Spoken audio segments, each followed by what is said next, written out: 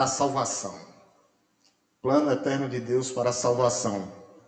Nós já falamos em Efésios 1 e Efésios 2, na última pregação, que foi na última quarta-feira. Lembramos que nós demos uma parada em Hebreus, tá? O pastor Hélio vai retornar. E a intenção é o seguinte, é terminar toda essa epístola. Hoje eu vou mais aos poucos, porque eu fui no capítulo 2 a semana passada e é muito corrido. Então nós vamos para Efésios aí, capítulo 3, lembrando que o tema é esse, tá? O plano eterno de Deus para a salvação. Esse é o tema da carta. A carta de Paulo aos Efésios, se alguém lhe perguntar qual o tema dela, o plano eterno de Deus para a salvação. Esse é o tema. Esse é o tema central não só da carta de Paulo, mas esse é o tema central da Bíblia. Noção desse plano eterno de Deus.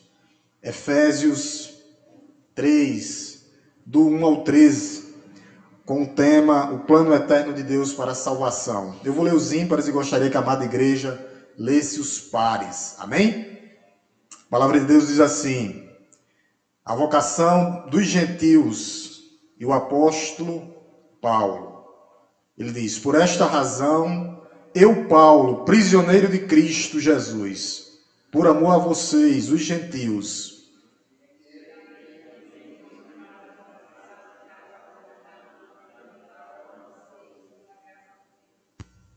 pois segundo uma revelação que me foi dada a conhecer o mistério, conforme escrevi há pouco, resumidamente,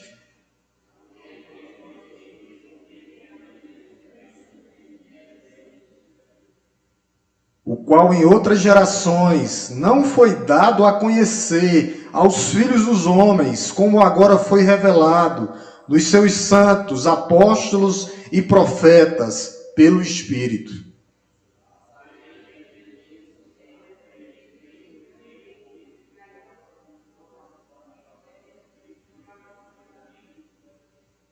Do qual fui constituído ministro, conforme o dom da graça de Deus, a mim concedida, segundo a força operante do seu poder.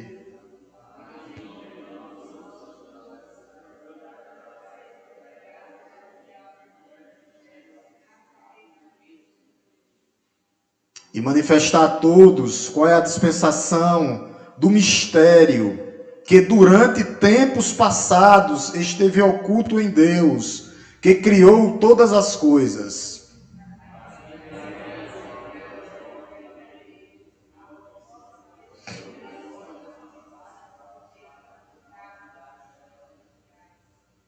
Segundo o eterno propósito de Deus, que Deus estabeleceu em Cristo Jesus, nosso Senhor.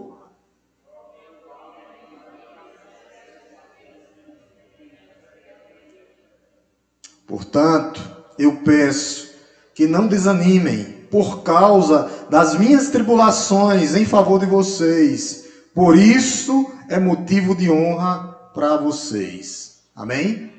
Vamos curvar nossa cabeça e vamos orar por iluminação e compreensão mais uma vez. Te louvamos, Deus Todo-Poderoso. Te bendizemos, te agradecemos. Ó Espírito Santo de Deus, que o Senhor possa nos iluminar para entender o que vem do Senhor, o que vem do céu, o que vem do alto. A Tua palavra, ó Deus, aos nossos corações. Que a Tua igreja, ó Deus, nesse momento, e os nossos amados visitantes, ó Deus, estejam com os corações quebrantados, contritos diante de Ti, para receber a Tua palavra, o que vem do céu, o que vem do alto. Tudo isso nós te pedimos e já te agradecemos, no nome santo e poderoso de Jesus. A carta aos Efésios é isso que a gente leu aqui. Paulo, ele tinha que falar sobre essa carta para falar do grandioso plano de salvação. Mas sobre o que, pastor? O amor de Deus, as suas misericórdias, a sua compaixão, o seu perdão pelos perdidos. Ele fala nessa carta de bênçãos espirituais na vida do seu povo, na vida da sua igreja, não bênçãos materiais. Por quê, pastor? Porque as bênçãos materiais vão passar. E as bênçãos espirituais, elas são eternas.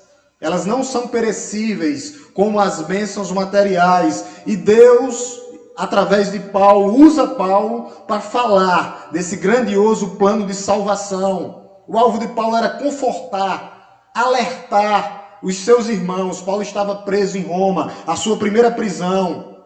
E Paulo escreve essa carta para dizer o seguinte: olha, vocês, Efésios, fazem parte do grandioso plano de salvação, como a Igreja Batista em Araripina faz parte do grandioso plano de salvação e de redenção de Deus através de Cristo Jesus, nosso Senhor.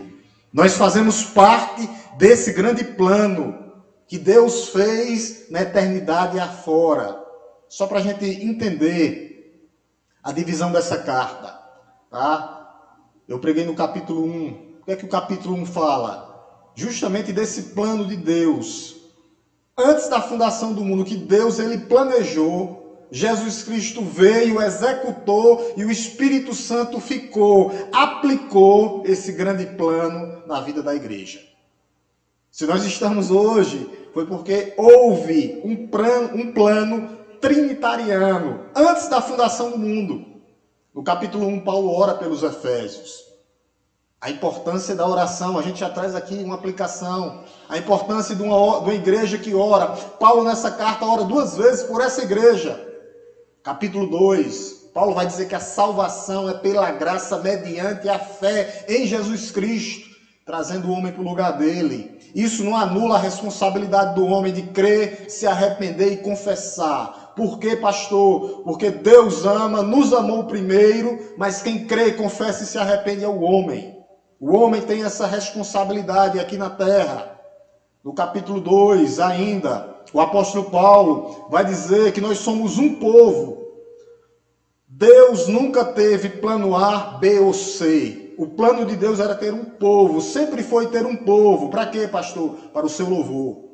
Um povo que glorifique o nome do Senhor. Isso é que Paulo estava falando. E hoje o que é que nós vamos falar? Que existia um mistério. E que esse mistério foi revelado através de Paulo.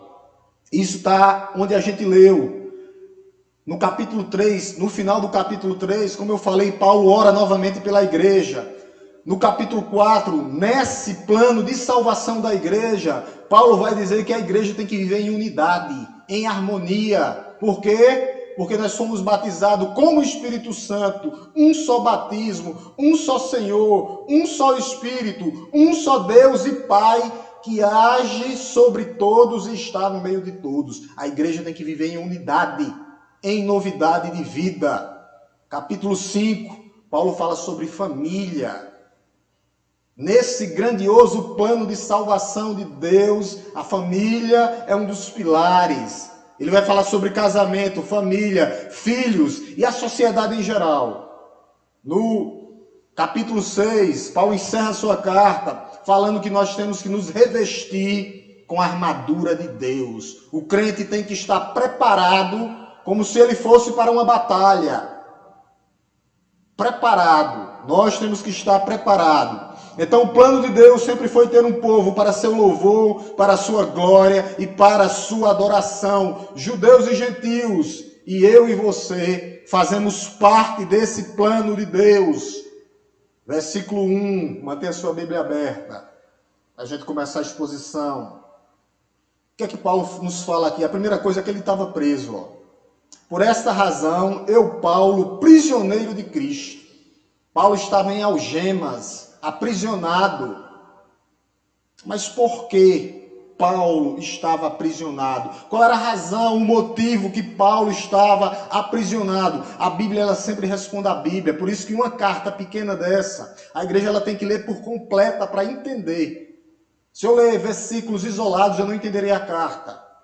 Paulo, por que era que Paulo estava aprisionado? Voltemos para o capítulo 2 aí, dos versos 19 a 22. Dos versos 19 a 22. O motivo, a razão porque Paulo estava preso.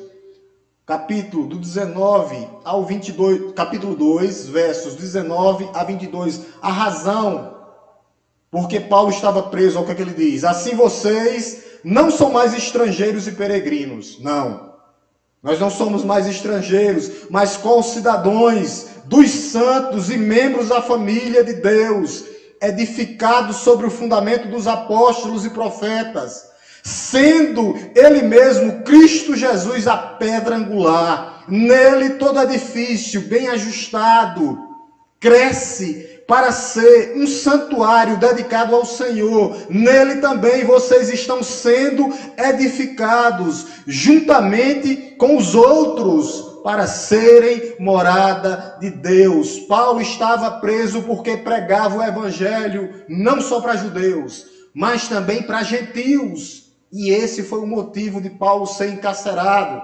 Paulo começou a pregar a palavra de Deus. Paulo começou a pregar e dizer que a salvação era pela graça mediante a fé. E isso ocorreu que a ira daqueles judeus. E eles prenderam Paulo. E Paulo foi encarcerado. E Paulo pediu o direito de ir para Roma para ser julgado por César. E Paulo era a primeira prisão de Paulo aqui. E Paulo estava preso porque ele pregava o evangelho da salvação. Porque ele dizia: o evangelho é para todo aquele que nele crê. O que é que a gente vê aqui? Que Paulo estava preso. Então eu e você, meu amado irmão, nós não estamos imunes a passar por dificuldade aqui na terra. Nós não estamos imunes. Como diz o pastor, nós não temos foro privilegiado, não. As decepções chegarão. As angústias aparecerão, as tribulações vão vir e até as perdas chegarão. Faz parte, o próprio Senhor disse: tribulação no mundo tereis.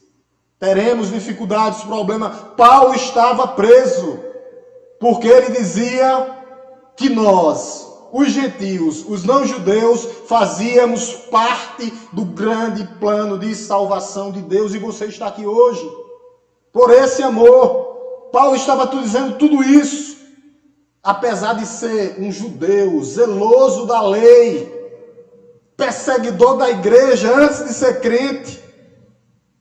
E Paulo depois foi e teve uma experiência com Jesus. Paulo teve um encontro com Jesus na estrada de Damasco. Como um dia você teve um encontro com Jesus. Como um dia, se você ainda não teve, você pode ter um encontro com Jesus. É assim, é esse plano de salvação. Era por isso que Paulo estava preso. Um grande perseguidor da igreja. Ele perseguia, prendia, encarcerava e até autorizava matar, como autorizou a morte de Estevão. Ele foi cúmplice da morte de Estevão. E Paulo começa a dizer: não, foi convertido agora, a salvação é pela graça, não é mais pelas obras da lei, mas é pelo que Cristo fez por vocês. E isso leva Paulo à prisão. Ele vai dizer: é mediante a fé. É a partir do momento que você crê. É uma escolha de Deus, mas é a partir do momento que eu creio em Jesus Cristo e me coloco diante dele. Judeus e gentios, a salvação é mediante o que Cristo fez na cruz. É pela justificação em Cristo. E isso leva Paulo à prisão. Uma grande parte dos judeus, eles eram unicistas. Eles pensavam que a salvação era somente para eles. Mas não, a salvação é para todos aqueles que crê em Jesus Cristo nosso Senhor. E você está aqui hoje, e você devia dizer: glória a Deus, amém, amém e aleluias. Louvado seja o nome de Cristo, porque nós andávamos perdidos. O perdido era eu, o perdido era você. E você foi encontrado, você foi achado. Versículo 2, o apóstolo Paulo, ele nos diz assim, ó, se, ó, o contraponto aí, está na sua Bíblia aí, né? Se é que vocês ouviram falar a respeito da dispensação da graça de Deus. É verdade que vocês ouviram falar sobre a dispensação da graça de Deus? Vocês já ouviram falar que a salvação é pela graça mediante a fé em Jesus Cristo. Havia uma promessa, mas o cumprimento da promessa já aconteceu através da vinda, vida, morte, ressurreição e ascensão de Jesus. Se é que vocês ouviram falar, vocês já ouviram falar desse amor salvador, redentor de nosso Senhor Jesus Cristo? Vocês já ouviram falar, se é que ouviram? Porque vocês só podem ser salvos assim. Porque a fé vem pelo ouvir e ouvir a palavra de Cristo e ouvir a palavra de Deus. É através de Cristo, somente Cristo. Não há outros meios. Quando alguém acrescenta algo ou tira algo, você tira a soberania de Cristo da salvação. E se você tirar Cristo da soberania da salvação, você vai perdê-la. Porque você está incluindo. E maldito é aquele que inclui algo, maldito é aquele que tira algo. Nós não podemos tirar nem colocar nada. É o que Cristo fez por nós, é a cruz. É através da cruz, do Calvário. Então, a origem dessa graça vem de Deus, vem do céu e nos alcançou. E nos alcançou, e nos alcançou. Versículo 3. Versículo 3, Paulo fala, ele teve uma revelação de Deus. Vamos ver aqui o que ele diz. Versículo 3, para os irmãos acompanharem. Ele diz assim: pois segundo uma revelação que me foi dado. Paulo recebeu uma revelação de Deus. Paulo foi chamado por Deus. Pastor, onde é que eu encontro isso?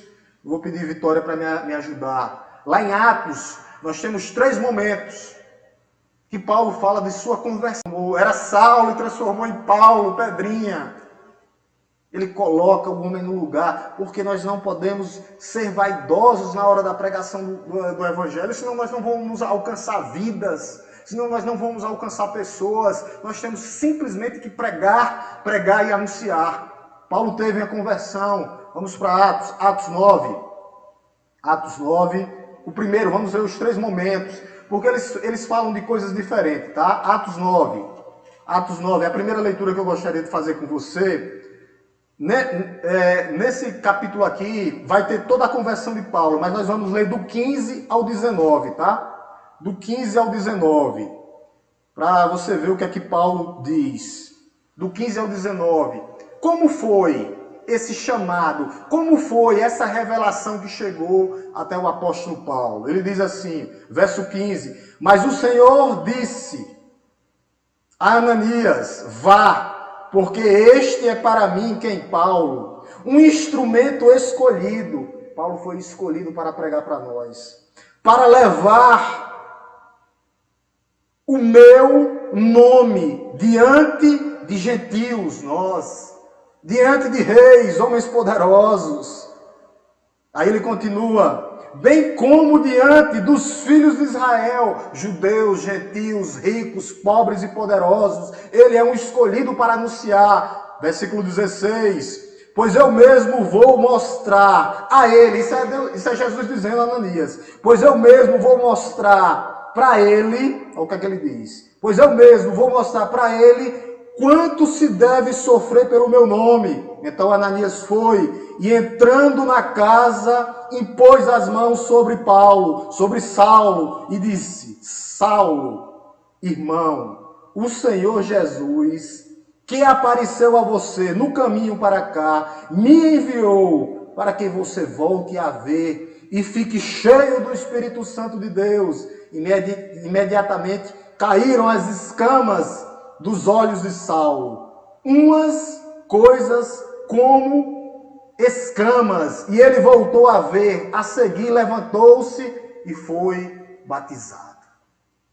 Paulo foi um escolhido para pregar, para que esse evangelho chegasse até aqui hoje. Nada acontece por acaso na história da Bíblia, não existe coincidências, mas existe um propósito de Deus para a sua vida. É isso. Vamos agora, o segundo momento. Aqui é Paulo contando sua conversão. Ele vai agora para o capítulo 22. Capítulo 22, vamos ler versos 14 e 15. Capítulo 22, é a mesma história, só que Paulo acrescenta algumas coisas, tá? capítulo 22, versos 14 e 15. 14 e 15, olha o que ele diz. Isso aqui é Deus falando, Jesus, tá? Disse assim: então ele disse, o Deus de nossos pais escolheu você. Quem? Paulo. Tá? De antemão, para conhecer a vontade dele, ver o justo e ouvir a voz dele. Aí ele diz, porque você terá de ser uma testemunha diante de todos, anunciando as coisas que você tem visto e ouvido.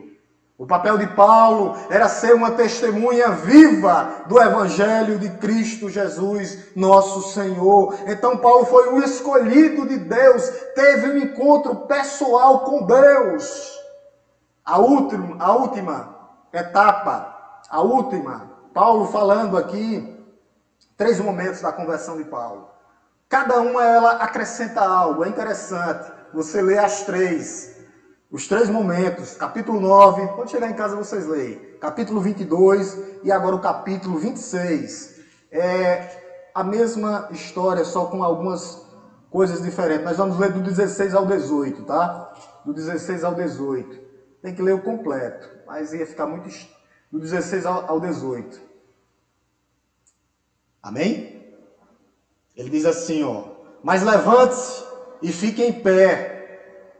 Eu apareci a você para constituí-lo ministro e testemunha, tanto das coisas em que você viu, como daquelas pelas quais ainda lhe aparecerei. Vou livrar você do seu próprio povo e dos gentios, para os quais eu envio. Ele enviou Paulo para os gentios, para nós, para abrir os olhos deles e convertê-los das trevas. Esse é o chamado de Paulo. Esse era o chamado de Paulo, pregar para os gentios. E isso aconteceu na história.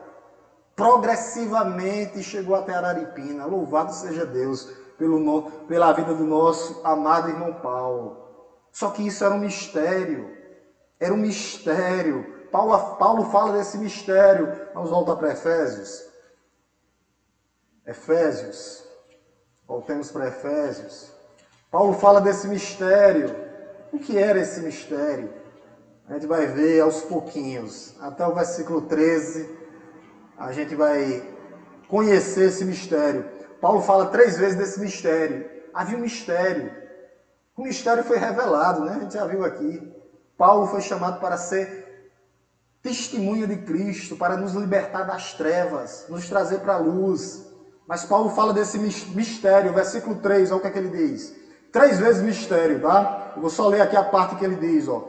Pois segundo uma revelação que me foi dada a conhecer o mistério. Versículo 4. Olha o que é que ele diz. Versículo 4. Ele diz assim, versículo 4. Então, versículo 3, mistério. Versículo 4. Ele diz assim. Ao lerem o que escrevi, poderão entender a minha compreensão do mistério. Versículo 9 agora. Havia esse mistério. Versículo 9. O mistério. Olha o que é que ele diz. E manifestar a todos qual é a dispensação do mistério. Havia um mistério que tinha que ser revelada. O mistério é as boas novas da salvação que Paulo trouxe para nós. A salvação através de Cristo, não por obras da lei, para unir judeus e gentios e transformar um só povo para louvor da sua glória. Esse era o mistério. E ele vem, caminha e diz, se vocês lerem, vocês entendam. O que é esse mistério? Olha o que ele diz, versículo 4, é interessante. Paulo vem sistematizando, olha o que ele diz. Ao lerem o que eu escrevi, poderão entender a minha compreensão do mistério. Sabe qual é o problema de muitos? Que não leem a palavra de Deus e não sentem o Espírito Santo de Deus trabalhar nas nossas vidas. Nós, às vezes, não estamos lendo a palavra de Deus, nós não estamos ouvindo as pessoas falarem sobre Deus, nós não estamos meditando na palavra de Deus. O problema é esse. Se é que vocês ouviram. O problema é que às vezes nós estamos ouvindo por ouvir, ouvindo, mas não sendo participantes ou praticantes da palavra de Deus. O problema é esse. Nós temos que sentir o efeito de Cristo na nossa vida pela fé. Sentir que nós fomos incluídos nesse plano eterno de salvação e recebidos como filhos de Deus. Você tem que sentir isso. Você tem que experimentar isso. Sentir isso. Paulo chama esse mistério de Cristo, verso 3 e verso 4. Olha o que é que ele diz. O mistério de Cristo, verso 3 e verso 4. Olha o que é que ele diz. Verso 3, novamente. O mistério era de Cristo. Olha o que é que ele diz. Verso 3. Pois, segundo a revelação que me foi dada a conhecer o mistério, conforme escrevi há pouco. Aí ele diz, resumidamente, versículo 4. Ao lerem o que escrevi, poderão entender a minha compreensão do mistério de Cristo. O mistério de Cristo. O mistério foi revelado. Paulo recebeu a informação sobre revelação divina, vindo do alto, vindo do céu, que Cristo é Senhor, para a glória de Deus. Esse é o mistério. Mistério em Cristo. Paulo, como a gente viu, teve um encontro pessoal na estrada de Damasco com o próprio Senhor. E o Senhor coloca ele no lugar dele, porque ele era um homem arrogante, prepotente, fariseu dos fariseus, 3 mundos. E Deus disse, não, derruba ele, coloca ele no chão e diz, tu vai aprender o que é sofrer no meu nome. Para que esse evangelho tivesse que chegar até aqui, a cabeça de Paulo teve que rolar. Ele foi morto por causa do evangelho. Valorize os momentos que você tem com Deus, meu irmão. Valorize esse plano eterno de salvação. Valorize os momentos com a sua comunidade de fé, a sua igreja. Ame o seu irmão e o respeite. Viva em unidade, como Paulo falou, porque as outras gerações não tiveram essa oportunidade. Versículo 5, é a Bíblia que diz, não sou eu. Olha o que é que ele diz, versículo 5. O qual em outras gerações não foi dado a conhecer aos filhos dos homens, como agora foi revelado aos santos, apóstolos, profetas, pelo Espírito. As outras gerações, pastor, não conheceram completamente, porque eles estavam com um véu no rosto, como o mundo está aí hoje. Eles não conheceram completamente porque eles estavam cegos, como o mundo está aí hoje. Eles não conheceram plenamente porque eles estavam surdos, como o mundo está aí hoje. Eles não conheceram por causa da sua incredulidade. E o mundo também não conhece por causa da sua incredulidade. O véu foi tirado do seu rosto, meu amado. Agora você pode ver. Agora você tem acesso. Agora você pode ir até Ele. Agora você pode pedir diretamente. O véu, a parede da separação que tinha. Você não precisa mais de sacerdotes, porque você tem um sacerdote por excelência para mediar a sua causa. Coloque ela nessa noite diante de Deus. Qual a sua causa? Coloque ela diante de Deus. Não há mais véu. O véu da incredulidade foi tirado. Os tampões dos ouvidos foram tirados. A viseira foi tirada. Nós agora podemos ver. Nós agora podemos enxergar. Nós agora podemos ouvir pela fé. Pela fé em Cristo Jesus.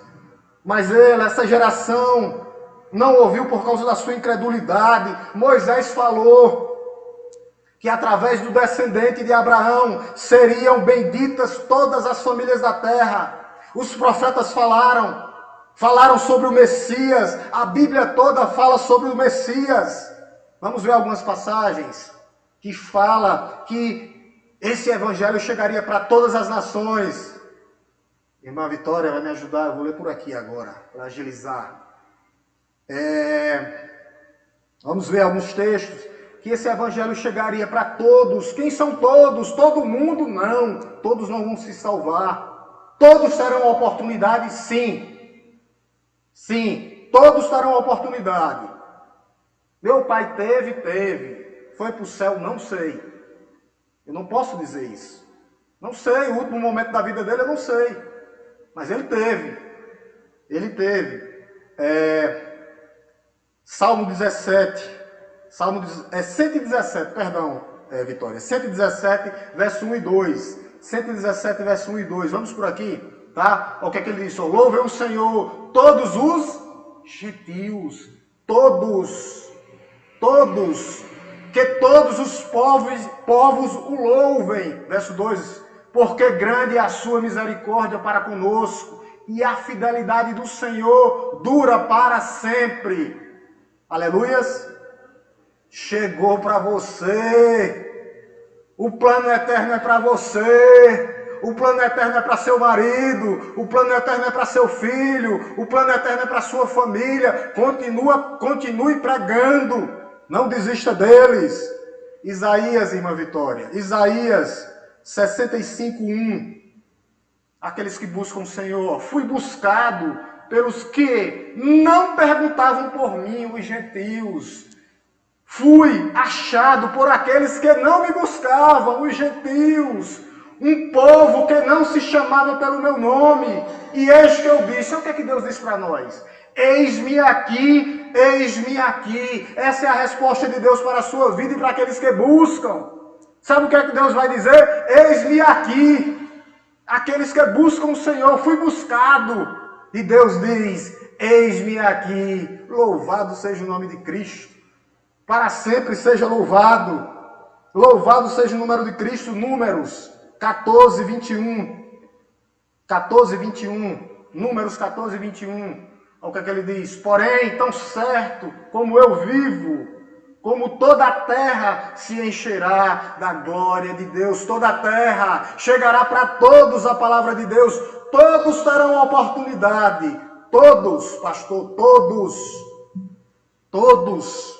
Isaías também, eu não vou mais colocar porque vai muito texto. Isaías, vou só deixar alguns aqui. Isaías 6:3, Isaías 11:9, Abacuque 2:14, Salmos 72:19. Tudo isso de Gênesis a Apocalipse. Que a salvação é para todos, judeus e gentios. O problema dos judeus, infelizmente, é que eles pensavam que Israel era o povo exclusivo de Deus. E existia um Israel dentro do Israel.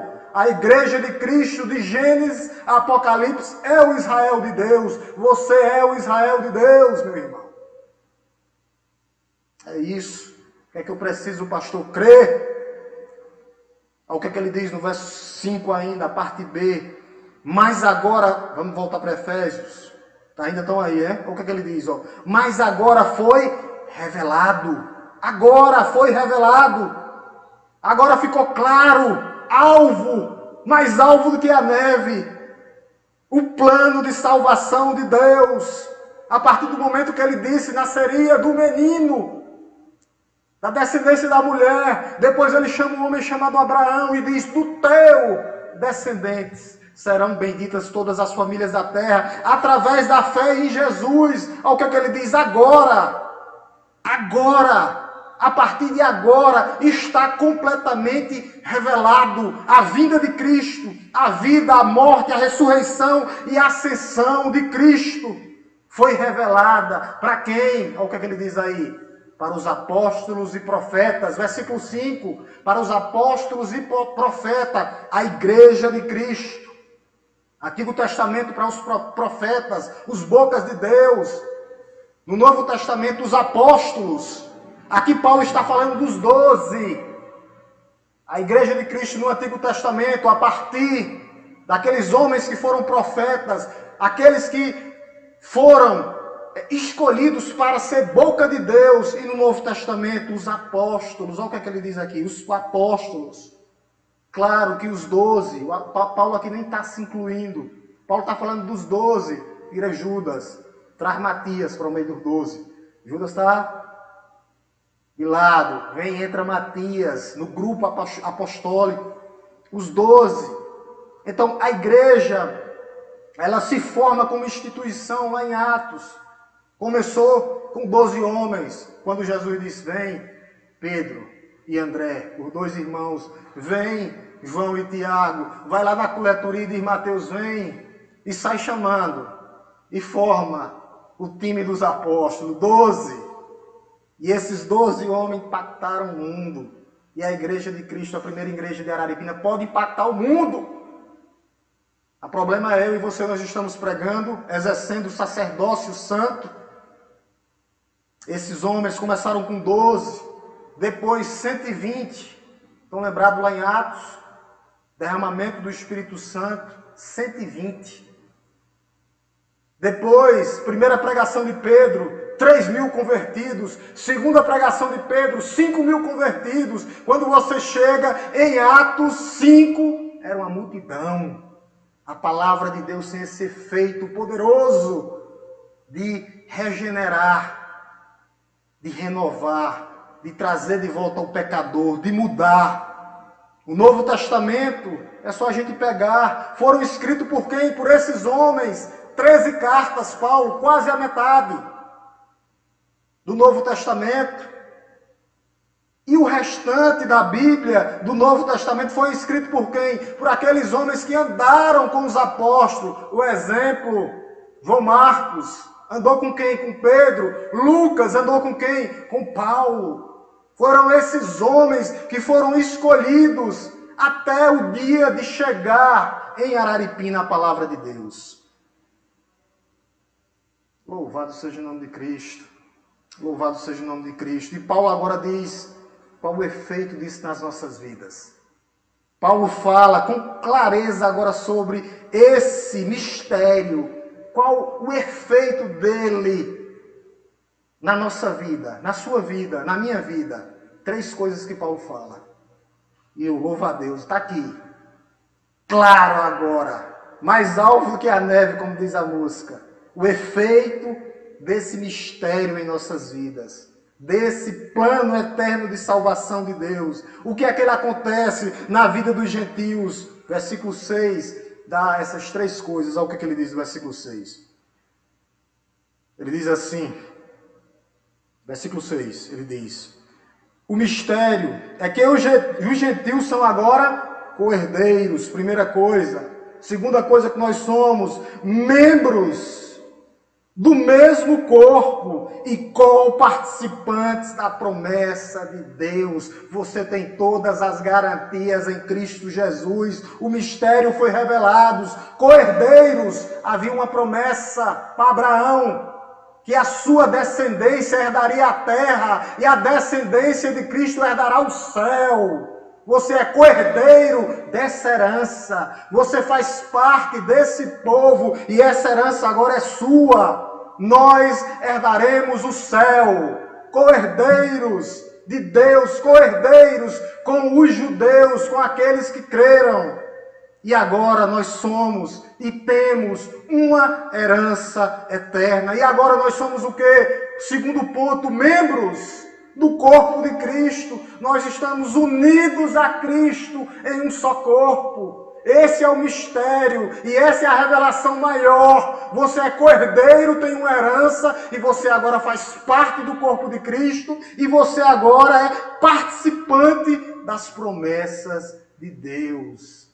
E todas as promessas de Deus serão cumpridas na sua vida. Qual o tempo, pastor? Não sei. Fazer que nem pastor ele, não me pergunte, mas serão, conforme a vontade dele e no tempo dele. 3 coisas, co-herdeiros, membros do corpo, co-participante. O que é isso, pastor? Vamos voltar, a Bíblia responde a Bíblia. Efésios 1,13. Aqui qual a promessa que você tem? Efésios 1,13. Vou ler aqui. Presta. É que ele diz, nele em Cristo, N maiúsculo, também vocês, depois de ouvirem a palavra da verdade, o evangelho da salvação, tendo também nele crido, receberão o selo do Espírito Santo da promessa. Você foi batizado e você tem todas as garantias. Você já recebeu, você saiu e vai chegar. Essa é a promessa. Essa é a promessa. Essas são as garantias de Cristo em sua vida. Não são as bênçãos materiais, mas a herança maior e celestial que lhe aguarda. É essa a herança que você tem. Você quer melhor, coisa melhor do que isso? Através de quem? Tudo isso, através de quem? O que é que ele diz no final do verso 6? Vamos lá, 3:6, olha o que é que ele diz. Através de quem tudo isso? Final do versículo 6, olha o que é que ele diz. Co-participantes da promessa em Cristo, por meio do Evangelho. O Evangelho e Cristo. Cristo e o Evangelho. Cristo e o Evangelho. O Evangelho, as boas novas da salvação. Cristo e o Evangelho e Cristo. É isso que a igreja tem que entender. Qual o papel dela? Qual é a missão dela? Quando você fala desse Evangelho, quando uma pessoa escuta esse Evangelho, em qualquer lugar do mundo, quando essa pessoa escuta que Deus amou o mundo de tal maneira que deu o seu Filho unigênito, para todo aquele que nele crê não pereça, mas tenha vida eterna, essa pessoa se torna o quê? Co-herdeiro, membro e co-participante da promessa de Deus. Tem todas as garantias em Cristo. Que carta! Eu fico extasiado, quase que eu não preparo a mensagem. Eu pensei que tinha 3 linhas em casa. Fiquei até 3 horas da manhã para terminar, para fazer o esboço. Pegava um comentário, pegava outro. É muito rico isso aqui. Isso aqui deixa a gente extasiado, glorificado, quando a gente vê essas promessas, essas 3 expressões, co-herdeiros, uma herança que nos aguarda, o céu. Membros do corpo de Cristo, eu faço parte da família de Deus e co-participante de todas as promessas de Cristo. Meu irmão, o que é que você quer mais em sua vida? Com todas essas garantias, o que é que você quer mais? Todas essas garantias em Cristo. Nós temos que nos apegar nessas promessas hoje. Não é porque eu estou passando por uma depressão, coloque ela diante de Cristo. Tome remédio, fé e remédio. Deus usa os medicamentos. Eu estou com problema financeiro, coloque diante de Cristo. Ele restaurou vários aqui nessa igreja. Ele vai restituir a tua vida. No que tempo? Não sei. Mas Ele é mestre em reconstrução, principalmente a reconstrução de caráter, como aconteceu comigo um dia, conosco. Ele é especialista. Resumindo, através de Cristo, a igreja é composta por gente de todos os povos, nações, tribos, raças e etnias. Jesus Cristo não faz acepção de pessoas, igreja do Senhor. Pregue, anuncie, fale a palavra de Deus, para que essas pessoas se unam ao corpo de Cristo, porque é nós que pregamos aqui. A responsabilidade é minha e sua, de anunciar, de pregar. O Antigo Testamento já existia esse propósito, desde Gênesis 3,15, depois com Abraão. Deus fala da posteridade. Aqui a posteridade de Abraão pela fé. Que coisa maravilhosa. Ele fala que o Messias receberia as nações como herança. Louvado seja o nome de Deus. Jesus também falou desse plano, dessa inclusão dos gentios. Aonde, pastor? A grande comissão. Vamos colocar, Vitória, aqui. Jesus dizendo, falando, Mateus 28, 18 ao 20. Vou dar uma resumida, não vamos colocar do 16 não. Vamos ler todo mundo junto aqui, ó. Quero a igreja toda. É para acabar o sono aqui. Vamos lá? Jesus, aproximando-se, falou-lhes, dizendo: Toda autoridade me foi dada no céu e na terra. Portanto, vão, faça discípulos de todas as nações, batizando-os em nome do Pai, do Filho e do Espírito Santo, ensinando-os a guardar todas as coisas que tenho ordenado a vocês. E eis que estou com vocês todos os dias até o fim. Louvado seja o nome de Deus. Esse é o papel da igreja. Anunciar Cristo. Cristo, Cristo, Cristo. Não é pregar sobre mim, mas o que Ele fez sobre mim. Você pode dar seu testemunho. Como era antes. E o resgate do império das trevas e o transporte para o reino do Filho do seu amor. Verso do 7 ao 11, Paulo vai falar aqui qual o papel dele como apóstolo nesse plano de Deus. O que era que o apóstolo Paulo tinha que fazer? Verso 7.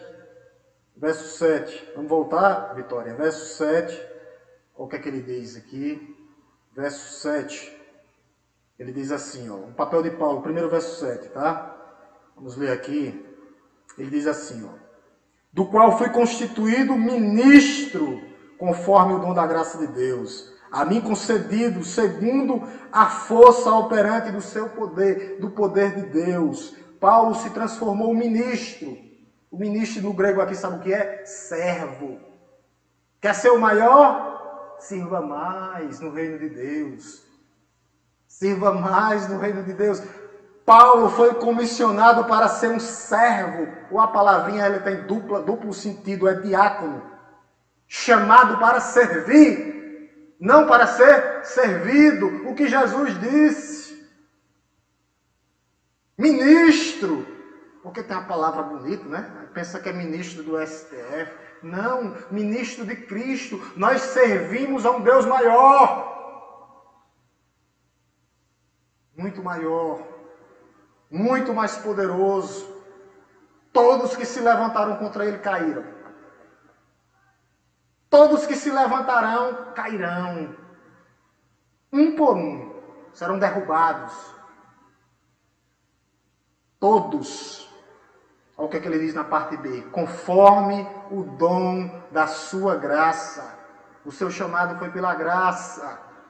Se você está aqui hoje e foi chamado, foi pela graça. Graça. Até a pregação daqueles que são líderes é pela graça de Deus. É porque Deus comissionou. É graça. Não é status, não. É graça. É serviço ao reino de Deus. Está aqui na frente ou na recepção, você está servindo do mesmo jeito. Tínhamos uma dificuldade. Recepção. Meu misericórdia. Tem que fazer a escala. Agora está indo. Diminui. Sirva mais, meu irmão. Davi disse que queria estar onde? Na porta da igreja. Todos os dias da vida dele. Abrindo. Serviço ao reino de Deus. Paulo mostra a sua humildade no verso 8. E como devemos servir? Olha o que é que ele diz. Olha o que é que ele diz aqui. É interessante. O apóstolo Paulo ele diz: a mim, o menor de todos os santos, foi dada esta grande graça de pregar aos gentios o evangelho das insondáveis riquezas de Cristo. O menor. A mim, o menor. Paulo ele tinha sido um homem altamente agressivo, que perseguia a igreja de Cristo. Por isso ele disse: eu fui o menor, eu fui o que servi mais, mas pela graça. A igreja de Cristo. É isso que nós temos que fazer. O menor é o maior no reino de Deus, meus irmãos. O menor, o que serve mais, é serviço à casa do rei. Esse homem perseguiu, esse homem autorizou uma morte, literalmente a de Estevão, foi cúmplice, mas recebeu a graça de pregar. Pregar o quê, pastor? Ele tinha duas missões. Olha o que é que ele diz na parte B do verso. A missão de pregar o Evangelho das insondáveis riquezas de Cristo. Parte B do versículo 8. O Evangelho das insondáveis riquezas de Cristo. Insondáveis. Por que insondáveis, pastor? Porque tem hora que nós ficamos sem palavras. Insondáveis, porque a graça de Deus chegou até um pecador como eu. Insondáveis, porque a palavra de Deus às vezes não tem explicação quando ele diz: Deus amou o mundo de tal maneira.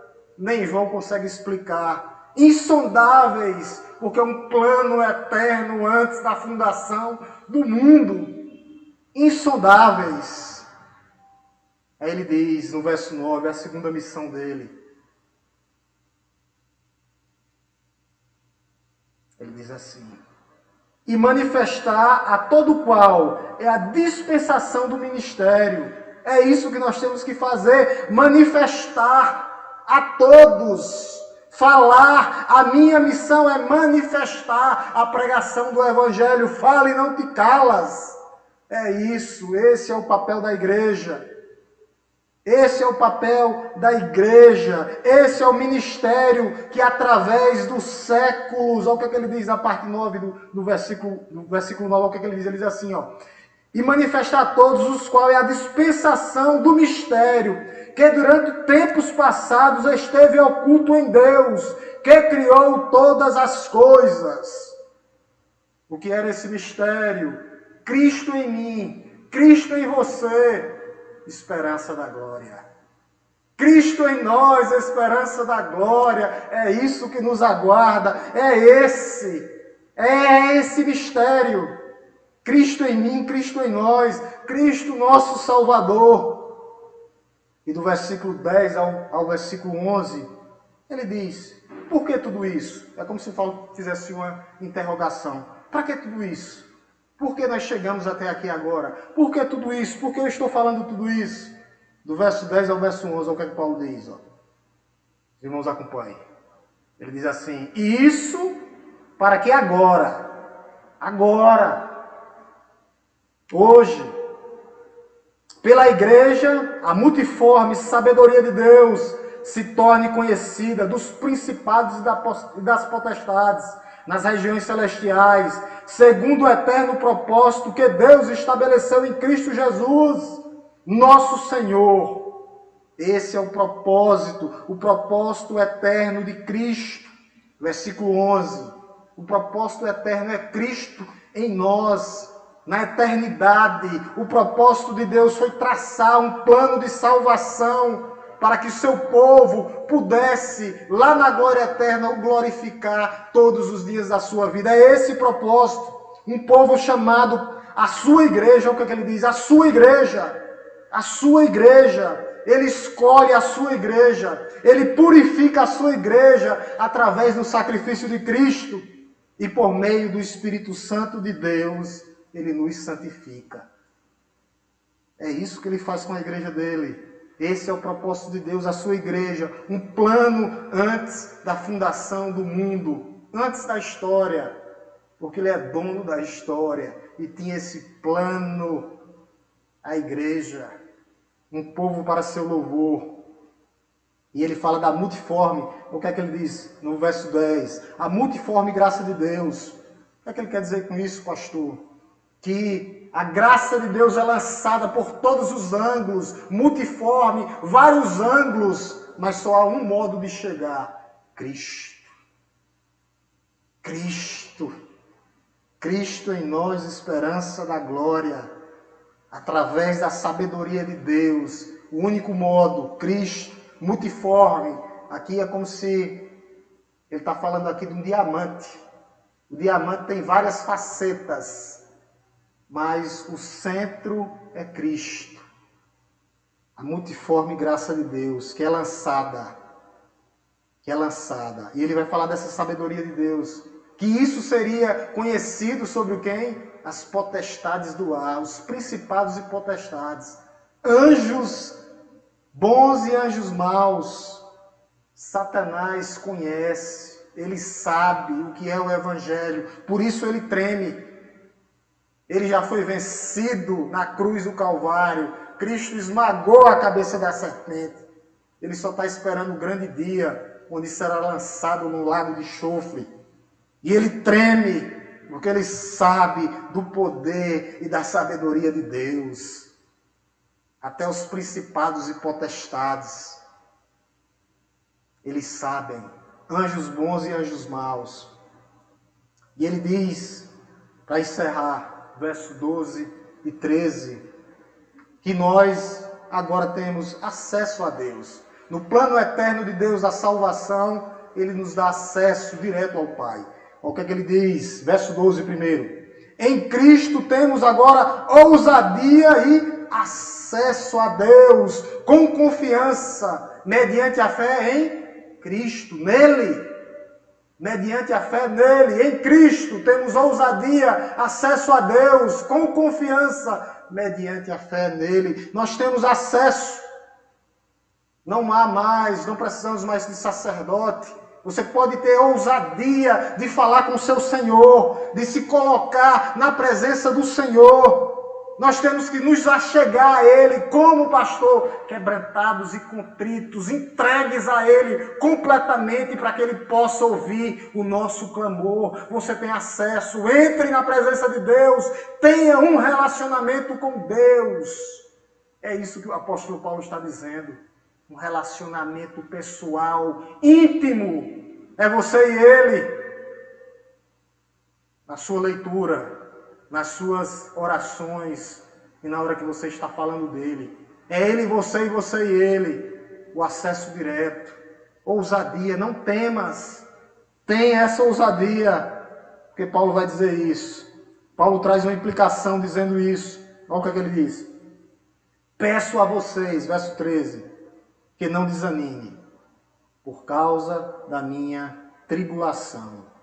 A palavra não temas ou não desanime é interessante, ela tem 365 vezes na Bíblia. É como se fosse uma para cada dia. Então, quando você estiver passando pelo vale, olhe para essa palavra e o que Deus diz para você. Não temas, eu sou contigo. Não temas, eu sou teu Deus. Não temas, eu caminho contigo. 365 vezes, 365 dias do ano. Não temas. Eu te ajudo. Não temas. Jesus é o seu Senhor e Salvador. Não temas. Não temas. Não fiquem desanimados. O apóstolo Paulo está dizendo isso aqui. Eu estou preso, mas o Evangelho não está algemado. Ele chegou em Araripina, no Brasil e no mundo. Não temas. Não desanimes. Não temas. Ele é o nosso Deus. Então nós dizemos a glória, agora, glórias a Deus.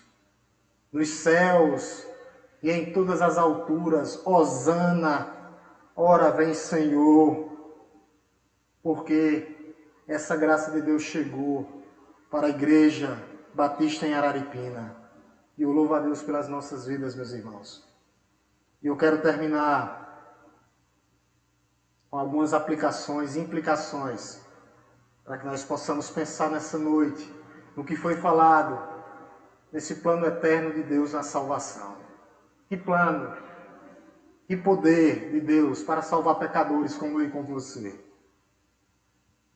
Eu e você que somos crentes, que já caminhamos na presença de Deus, eu quero que nessa noite, que você não olhe para a história e você diga, de onde eu vim, para onde eu vou, o que é que eu estou fazendo aqui hoje? Não.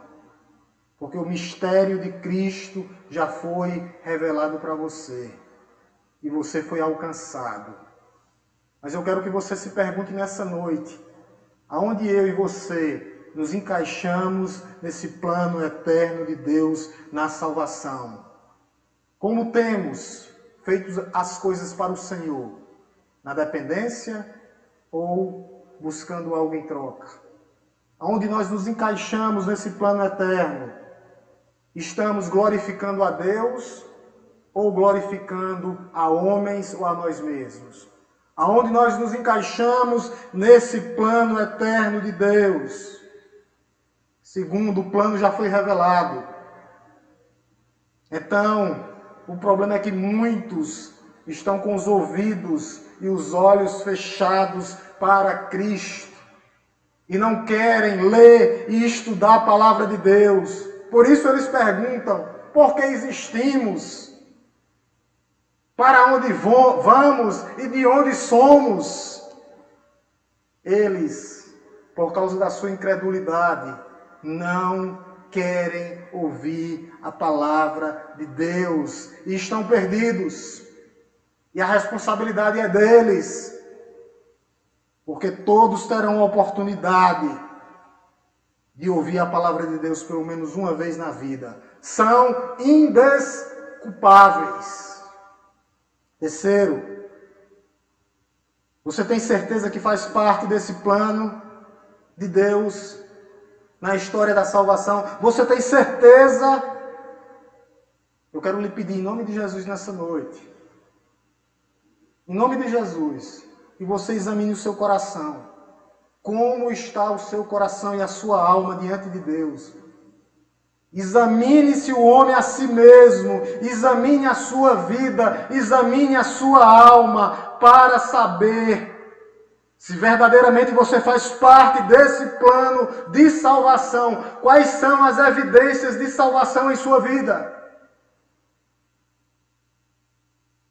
e na minha vida? Procure as evidências de salvação na palavra de Deus. A palavra de Deus vai lhe mostrar que você já foi salvo. A Bíblia vai lhe mostrar que você já foi convertido em Cristo.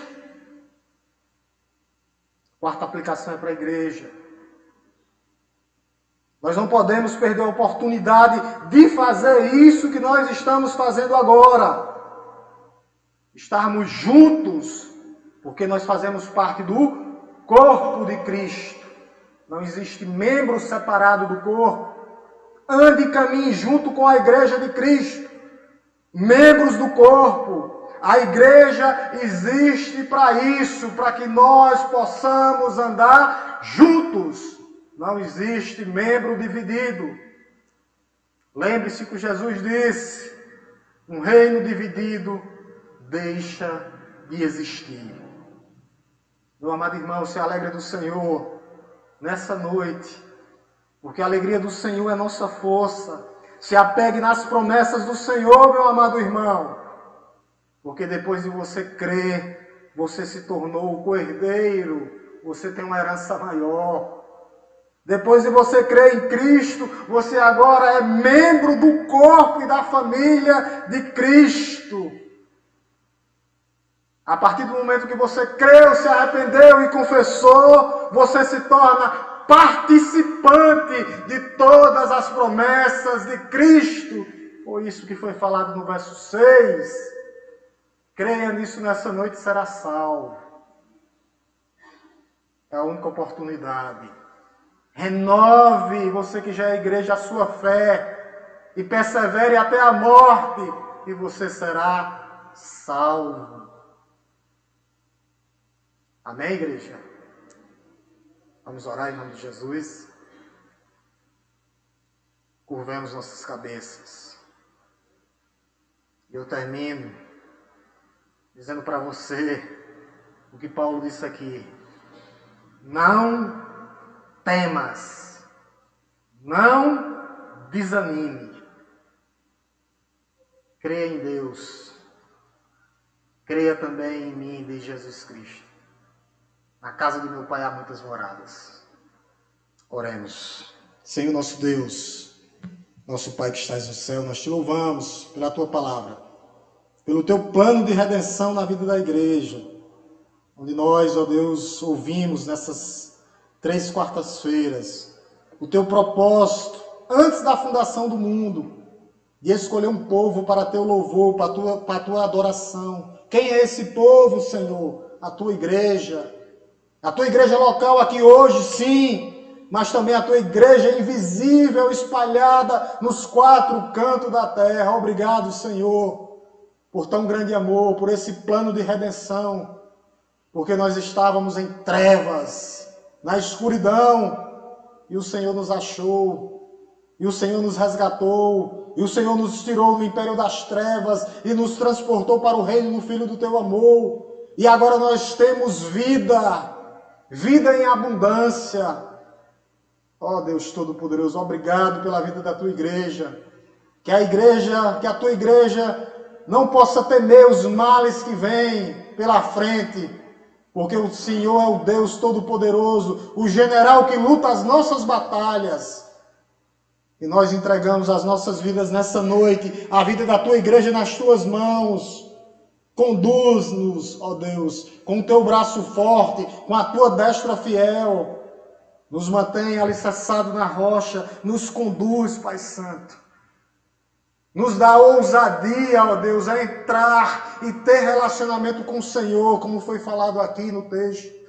Ó Deus Todo-Poderoso, perdoa os nossos pecados, ó Deus. Aquilo que ainda nos afasta do Senhor, aquilo que ainda, ó Deus, não te apraz, aquele pecado, ó Deus, que nós temos que colocar para fora, aquele pecadinho que nós temos que vomitá-lo, para que verdadeiramente nós possamos ser santo como o Senhor é santo. Ó Deus Todo-Poderoso, trabalha, ó Deus, no restante da semana na vida da tua igreja. Abençoa ó Deus, o teu povo. Abençoa cada um, ó Deus, abençoa aqueles que nos visitam nessa noite. Ó Deus, que essa palavra tenha sido uma palavra de encorajamento para a tua igreja, para não desanimar, para que eles possam olhar para o autor e o consumador da nossa fé, que é Jesus Cristo, nosso Senhor.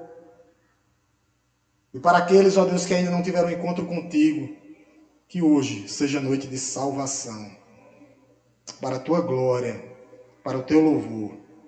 Nos leve em paz para os nossos lares, no nome santo, poderoso e majestoso de Jesus. Amém? Deus nos abençoe, meus amados irmãos.